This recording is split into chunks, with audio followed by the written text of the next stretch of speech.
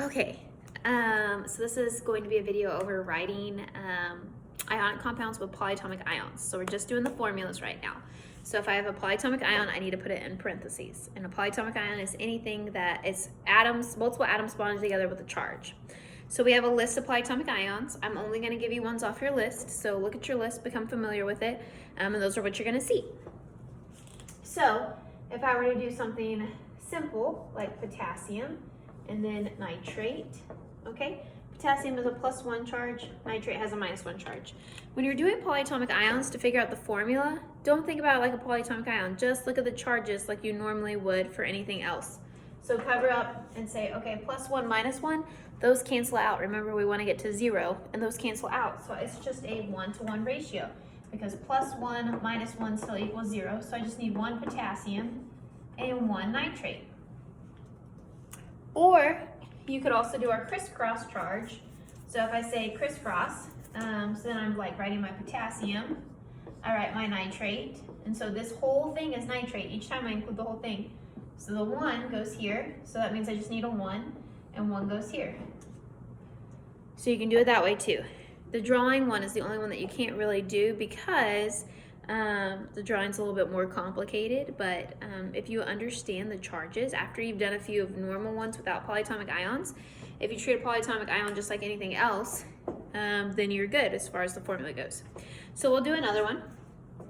So if I were to do something like, we'll go with sodium, and then we'll do carbonate. So carbonate has a -2 charge, sodium has a +1 charge. Okay, so again, I'm going to cover them up and just look at my charges. So just looking at my charges, +1, -2, I have a -1 charge. So I'm going to need more pluses. I'm going to need to add a second sodium to cancel out. Okay, so then the formula would be Na2CO3. Okay, or you could do your crisscross. So when we do a crisscross, that's a 2 here. Guess what? 2 there. 1 here. Guess what? 1 here. There's nothing, so nothing means a 1. Nothing means a 1. Okay, so that's how you do these. So we'll do one more. So we will do, let's do magnesium and then nitrate. Actually, let's do magnesium hydroxide. Okay, polyatomic ion, not a polyatomic ion. Cover them up, +2, -1. So if I look at that, +2, -1, +1 charge. So that means I'm going to need more negatives. Okay, so that means if I have a second negative, then it cancels out those two. So the formula is going to be Mg, and I need 2 OHs. Okay, but when we need 2 of a polyatomic ion, or 3 or 4 or 5 or 6, we've got to put it in parentheses. So I'm going to put in parentheses my hydroxide and put a 2 right there to show that I need 2 of the whole thing. Okay, because I need 2 hydroxides. If I forgot my parentheses, it would look like this, which looks like I have 1 magnesium, 1 oxygen, and 2 hydrogens. And that's not what I have. I have 2 hydroxides.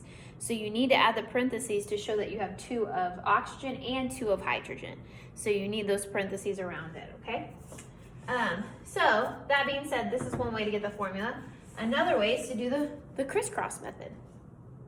So if I have my magnesium and I have my hydroxide, I'm going to go with a 1 right there, so I don't need to write anything, and a 2 right here, so I need to put my 2, and then I need to add my parentheses. So to rewrite it nice and pretty, it still is the same thing, magnesium hydroxide.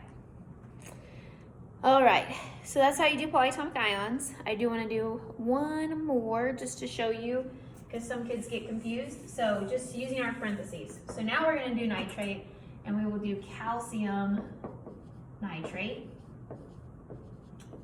So +2, -1, just like the same scenario as previous. I'm going to need 2 -1s to cancel out, right?